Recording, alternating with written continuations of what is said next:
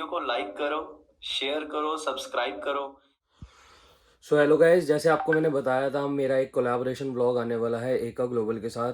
तो वो मेरे साथ अभी सामने मीट पे है, गूगल मीट पे। अब मैं उनसे क्वेश्चंस पुट अप करूंगा, वो आपको उस तरीके के आंसर्स बताएंगे जो एक कंसल्टेंट को बताने चाहिए। जैसे आप लोगों ने मेरे से क्वेश्चंस पूछे थे वो मैं आगे फॉरवर्ड करूंगा। तो पहले मिलते हैं। He is Paras Chopra. Hi everyone, मेरा नाम पारस चोपड़ा है और मैं सुजल का वैसे भाई भी हूँ। और हम इन्हें सुजल अरोड़ा की जो कनाडा की फाइल है वो प्रोसेस की थी। Even we have dealt with the admission process in Canada. And Sujal was a really great student, बहुत अच्छा था, काफ़ी प्रिपेयर करके आता था। सो गाइज, अब जैसे कि आप लोग सोचते हो कि आपको कनाडा आना है या कहीं और भी कंट्री में जाना है, तो ये ऐसा कुछ नहीं है कि पारस भैया, अगर किसी को अपने मन के कॉलेज में जाना है तो उनको कोई इशू है आपके साथ कनेक्ट करने में? नहीं, ऐसा कुछ नहीं है। देखो क्या होता है कि मोस्ट ऑफ द एजेंट्स क्या होते हैं, वो कमीशन पे खेलते हैं। तो वो क्या करते हैं, आपको उस कॉलेज में एडमिशन कराएंगे जहाँ पे उनको ज्यादा प्रॉफिटेबल हो। बट देखो सुजल, मैं एक कहानी बताता हूँ। जब मैं यूके आया था तो मैंने भी एक कंसल्टेंट से राय ली थी कि जब मैं फर्स्ट टाइम लॉ करने यूके आया था, तो मेरे को कंसल्टेंट ने कहा था आप इस यूनिवर्सिटी में जाओ। मैं कहता नहीं नहीं, मैं इसमें जाऊंगा। तो उन्होंने कहा था नहीं, आपका एडमिशन नहीं हो पाएगा इस यूनिवर्सिटी में। तो मैं डर गया। और वैसे ही बच्चे डर जाते हैं और कंसल्टेंट की बात पे आ जाते हैं। और मेरा एडमिशन उस यूनिवर्सिटी में हुआ जहाँ वो कंसल्टेंट चाहता था। तो मैंने तभी सोच लिया था कि जब मैं अपना इमिग्रेशन का काम करूंगा तो मैं बच्चों को ये ऑप्शन दूंगा कि आपको जिस यूनिवर्सिटी में जाना है आप उस यूनिवर्सिटी में जाओ। तो इसलिए मेरी ये राय है कि देखो, सिर्फ सब कुछ जो डिपेंड करता है ना, वो डिपेंड करता है कि आप किस कोर्स के लिए जा रहे हो। क्योंकि क्या होता है कि साइंस का बच्चा अगर साइंस के फील्ड के अकॉर्डिंग कोर्स के लिए जाता है तो उसमें आपका एडमिशन तो इजी होता ही है, साथ साथ आपका वीजा के लिए बड़ा बेनिफिशियल मिलता है।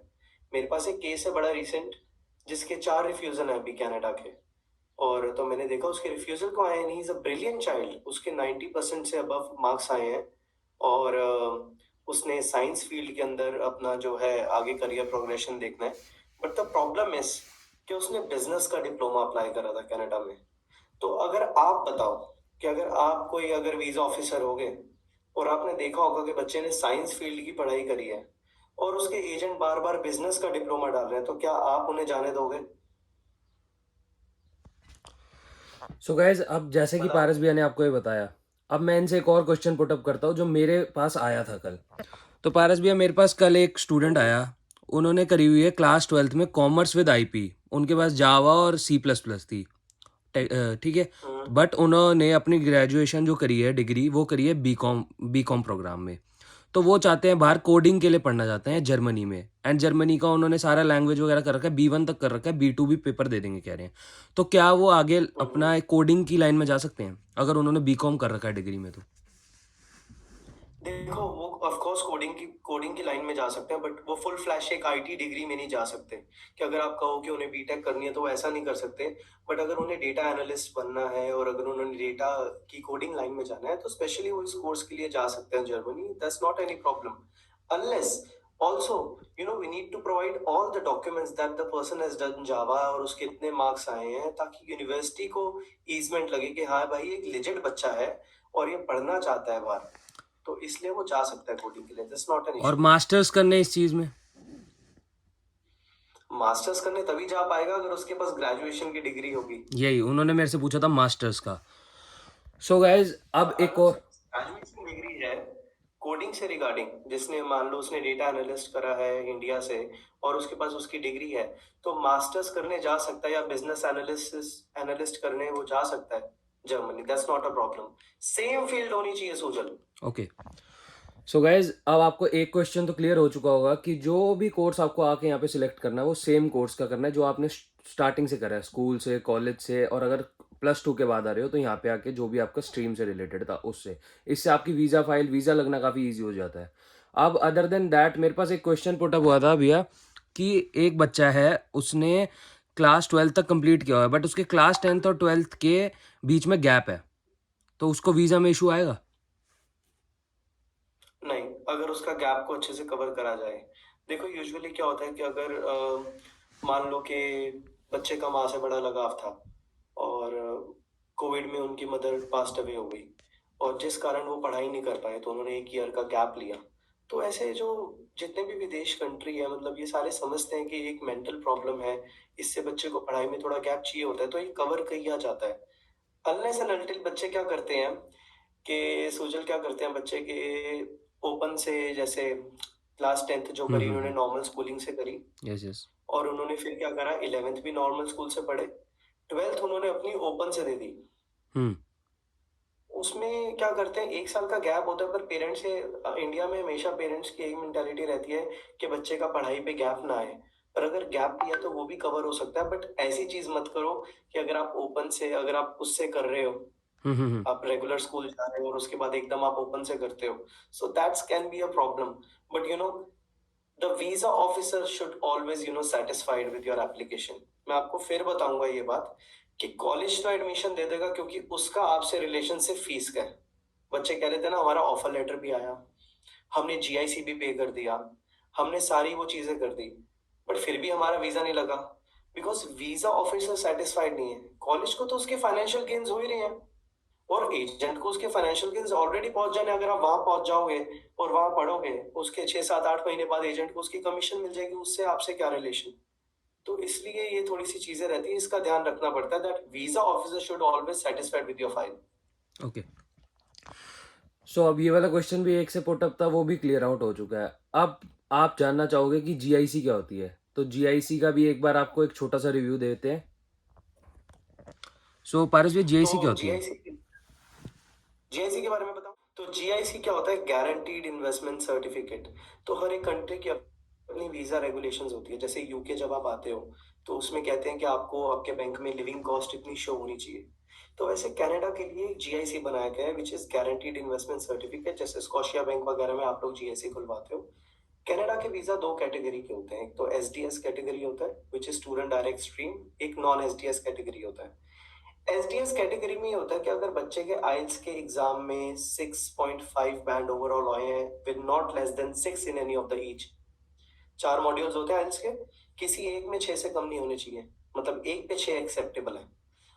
उसके बाद क्या होता है हम एसडीएस कैटेगरी में बच्चे का वीजा अप्लाई करते हैं तो हमें $10,200 का जीआईसी अकाउंट जो है जीआईसी वो हमें शो करते हैं। जीआईसी इज इन्वेस्टमेंट, क्या आपने यहाँ से जैसे मान लो एक एफडी करा दी, बच्चे ने जाना है तो पेरेंट्स ने उसके नाम की एक एफडी करा दी कनाडा में उस बैंक के साथ और उसका जो सर्टिफिकेट है वो हम वीजा फाइल के अंदर अटैच करके शो करते हैं कैनेडियन गवर्नमेंट को ये बताने के लिए कि इस बच्चे के पास जो 1 साल के लिविंग एक्सपेंस है वो ऑलरेडी वहां पे इन्वेस्टेड है। तो सूजल बाकी जीआईसी का तो मेरे को लगता है आपको बताना चाहिए क्योंकि अब आप कनाडा पहुंच गए हो। अब बताओ आप जीआईसी का आप कैसे कर सकते हो क्योंकि सबके मन में यही सवाल आते हैं सूजल। मेरे से भी जब पेरेंट्स पूछते हैं एप्लीकेशन हुँ, के हुँ, बारे हुँ। में कि सर ये जीआईसी तो हमने डाल दी हुँ, हुँ, हुँ। तो ये जीएसटी के पैसे का क्या होगा?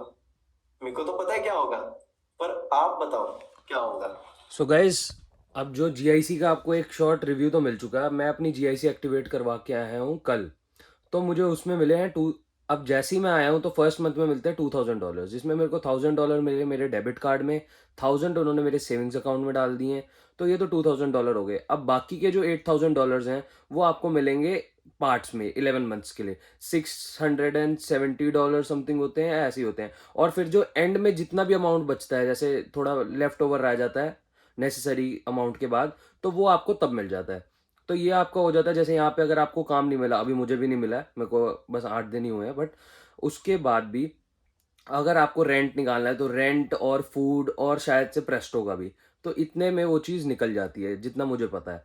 तो ये आपका एक बैकअप मनी होता है, आप इसको सेव भी कर सकते हो अगर आपको काम मिल गया और नहीं मिला तो इसको यूज़ कर सकते हो। सो ये तो था जीआईसी का। सो पारस भी अब ऐसा क्या दिक्कत हो सकती है वीज़ा फाइल में जो इतने रिजेक्शंस आते हैं? देखो पता है क्या कॉमन तो दिक्कत एक कॉमन बड़ी दिक्कत। कॉमन है हुँ, कि लोग क्या करते हैं सोशल कि मतलब जितने भी मैं कईयों से बात करता हूँ तो ये पूछते हैं कनाडा जाने के कितने पैसे लगेंगे। ओके। पाजी आप क्या पैसे चार्ज करते हो? कनाडा कैसे जाएंगे? स्टूडेंट वीजा कैसे लगेगा? तो एक बड़ा सिंपल सा प्रोसेस हम कनाडा का समझते हैं। देखो आइल्स जो है ना कनाडा के अंदर एक बहुत बड़ी प्रायोरिटी है। अगर आप बच्चों को किसी को भी कनाडा जाना है तो सबसे पहले ये सोचना कि अगर हमारा आइल्स अच्छा है तो हम एसडीएस कैटेगरी में वीजा अप्लाई कर सकते हैं जैसे मैंने आपको जीआईसी का पार्ट बताया था। हुँ। अब नॉन एसडीएस कैटेगरी में जीआईसी का क्या होता है कि जीआईसी में 10,200 के अलावा आपको 1 साल की ट्यूशन फीस भी दिखानी पड़ती है। हुँ, हुँ, हुँ। तो आपने 1 साल तो ट्यूशन फीस पे कर दी ऑलरेडी एडमिशन कराने के टाइम पे, और 1 साल की एक्स्ट्रा ट्यूशन फीस आप जीआईसी अकाउंट के अंदर डालते हो। अब सोचिए कॉमन सेंस का एक क्वेश्चन बताओ कि नॉन एसडीएस कैटेगरी का मतलब क्या होता है कि बच्चा पढ़ाई में इंग्लिश में ज़्यादा अच्छा है कि कमज़ोर है? कमज़ोर है क्योंकि आईएलटीएस में कम बैंड है उसके। यस। तो कनाडियन गवर्नमेंट क्या सोचती है कि अगर ये बच्चा पढ़ाई में कमजोर है तो बच्चा ज्यादा काम ना करे, अपनी पढ़ाई पे ध्यान दे, इसलिए जीआईसी अकाउंट ज्यादा डलवाते हैं ताकि वो बच्चे यूज कर पाए। ओके। ठीक है, तो ये नॉन एसडीएस कैटेगरी का केस आ गया। अब आपका सवाल था कि वीजा पे इतने रिजेक्शंस क्यों आते हैं? क्योंकि कोई ना कोई डॉक्यूमेंट हमेशा फ्रॉडुलेंटली ऑब्टेन्ड करा जाता है। हुँ, मैं उस चीज के सख्त खिलाफ हूँ। अगर आप जैसे कोई बच्चा जाना चाहता है, बाहर की इच्छा रखता है, तो एजेंट्स क्या करते हैं, वो एक आपको एक certain amount X Y Z बता देते हैं कि ये अमाउंट लगेगा, इसमें आप चले जाओगे। ऐसा कुछ भी नहीं है। सबसे पहले तो ये सोचो कि आपके आइल्स के नंबर परफेक्ट होने चाहिए। हुँ, सेकंड कैटेगरी, आपके पास एक ऐसा कंसल्टेंट होना चाहिए जो कि क्वालिफाइड हो, वो आपको स्टेप बाय स्टेप गाइड कर पाए, क्योंकि हम अपने स्टूडेंट्स को हमेशा स्टेप बाय स्टेप गाइड करते हैं। इवन उनके पेरेंट्स को गाइड करते हैं कि हाँ, now you have to keep this much amount in your bank account so that we can do the visa filing and stuff. मतलब पहले से प्रिपेयर कराया जाए। सेकंड चीज, कि हमेशा बच्चे को जैसे जो भी डॉक्यूमेंट एजेंटिंग मांगता है वो डॉक्यूमेंट कोई भी गलत ना हो, मतलब कि एडिट करा हुआ ना हो। क्योंकि देखो, जैसे अगर हमारा काम एज अ इमिग्रेशन लॉयर है कि आपकी फाइल को अच्छी बनाना, आपकी फाइल को उस स्टैंडर्ड पे लेके जाना है कि एक वीजा ऑफिसर जो है वो आपकी फाइल को देख के कहे wow and I should grant him the visa because he has everything that has been mentioned. So most of the people in India are not qualified as well to do this job. Hmm, so एक तो ये चीज का ध्यान बहुत रखना चाहिए, और कोई भी डॉक्यूमेंट एडिट ना कराओ। क्योंकि आपको एक केस बताता हूँ, क्या होता है कि अगर हम कहीं, मेरे पास एक केस आया था, पंजाब से एक केस था। तो उन्होंने क्या करा था कि आईटीआर अपनी जो थी ना, उन्होंने कहा कि हमने 6,50,000 की आईटीआर सबमिट करी है। तो क्या हुआ कि हमने जब आईटीआर वो सबमिट करी, एम्बेसी को शो कर दी, क्योंकि आईटीआर को क्या वेरीफाई करूंगा, क्योंकि बंदे ने सबमिट करी है, सीए के थ्रू आईटीआर आई है। हुँ, हुँ, बट हुँ। आपको एक केस बताता हूँ, उसमें आईटीआर उन्होंने 5 लाख की भरी थी, और 6.5 लाख अमाउंट एडिट करके डाला हुआ था, और उन बंदों को 10 साल के लिए यूके से बैन कर दिया। ओके, तो कभी भी कोई भी डॉक्यूमेंट एडिटेड नहीं होना चाहिए। जो है सच बताओ, हकीकत बताओ, क्या सच है वो बताओ। हम करें ना, हम करेंगे ना उसको ठीक, हम तुम्हें बताएंगे क्या करना है क्या नहीं करना। तो इसलिए रिजेक्शन ज्यादा आते हैं, लोग थोड़ा फ्रॉडुलेंट डॉक्यूमेंट यूज करते हैं। और दूसरी बात, कनाडा में चाहे 4 रिजेक्शन आए चाहे 5 रिजेक्शन आए, ठीक है, उससे फर्क नहीं पड़ता। मैं 4 रिजेक्शन वाली फाइल भी करता हूँ। इवन मैं तो ज्यादा रिजेक्शन वाले केसेस पे मेरे पास ज्यादा आते हैं। बट ये होता है कि रिफ्यूजल लेटर के अंदर क्या लिखा हुआ है। अगर रिफ्यूजल लेटर के अंदर लिखा है that you have no intention to go back in your country, then you have to fulfil that intention in your another application when you put it. Okay, इसलिए रिजेक्शन आते हैं क्योंकि कनाडा जाने की इतनी ज्यादा एक्साइटमेंट दिखा देते हैं वो वीजा ऑफिसर को, तो उन्हें लगता है कि बच्चा वापस इंडिया जाएगा ही नहीं। इंडिया के अंदर अगर कोई बाहर से पढ़ने आए, मान लो कोई अफ्रीका से आए, अबाउट 5,000 स्टूडेंट्स पढ़ने आए, वो ओवर स्टे मारे और वो जाए ना इंडिया छोड़ के, तो आपको कैसा लगेगा? तो वैसे ही वो सोचते हैं कि यार ये ओवर स्टे मारेंगे तो that is doesn't work like that. Hmm, hmm, hmm. ऐसे स्पेसिफाई कराना चाहिए उन्हें फाइल के अंदर कि ये आदमी पढ़ने आ रहा है और पढ़ने के बाद मेरी मेन इंटेंशन वापस जाना है। बीच में अगर आपको पीआर लेने का मन करा, that is your call, but जब आपने वीजा अप्लाई करा था आपकी इंटेंशन इंडिया जाने को, वापसी को थी। तो इसलिए रिजेक्शन आते हैं क्योंकि वो इंटेंशन कोई भी एजेंट अच्छे से क्लियर नहीं कर पाता। एडमिशन करा देते हैं, जीआईसी दिखा देते हैं, आइल्स दिखा देते हैं, बट एक अच्छा supporting good cover letter, good statement of purpose और good letter request to the embassy वो नहीं बता पाते, इसलिए उनका रिजेक्शन ज्यादा आता है। सो गाइज़, अभी तक मेरे को लगता है मैंने सबसे मेन क्वेश्चंस कवर कर दिए हैं। बाकी अब पूछते हैं भैया की क्वालिफ़िकेशंस। तो आपकी क्वालिफ़िकेशंस क्या है? देखो, मैंने अपना क्लास 10th जो करी थी, 10th के बाद 11th में ह्यूमैनिटी स्ट्रीम ली थी, और उसके बाद मैं यूके आ गया था 3 साल के लिए लॉ करने। और मैंने अपना प्योर लॉ डिग्री यूके से करी है, और अभी भी मैं हमेशा पढ़ता रहता हूँ। तो अभी मैं एलएलएम कर रहा हूँ इन इमिग्रेशन, और मैं एक लीगल प्रैक्टिस कोर्स कर रहा हूँ, क्योंकि हमारा जो ऑफिस है वो लंदन में भी है, मतलब बर्मिंघम में है, और एक दिल्ली में हरिनगर में बेस्ड है, तो हमारे 2 ऑफ़िसेज़ हैं, तो दोनों को ऑपरेट करता हूँ। तो इसलिए मैं इमिग्रेशन में और पढ़ाई कर रहा हूँ ताकि मैं अच्छे से सर्व कर पाऊँ, सेटलमेंट फाइल्स कर पाऊँ, यहाँ पे लोगों को सर्व कर पाऊँ। तो इसलिए I have done my law in immigration. Okay. So अब ये क्वालिफिकेशंस की भी बात हो गई। अब पूछते हैं और क्वेश्चंस और वो आपको मिलेगा।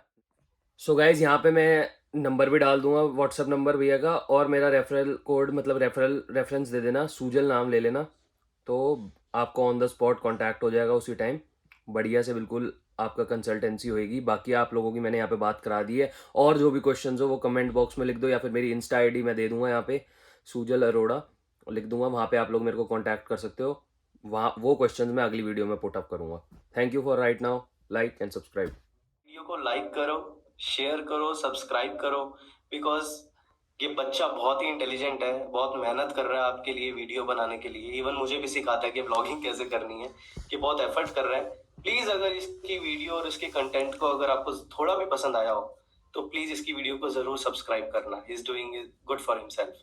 Thank you and for everybody. Look after yourself, have a good luck.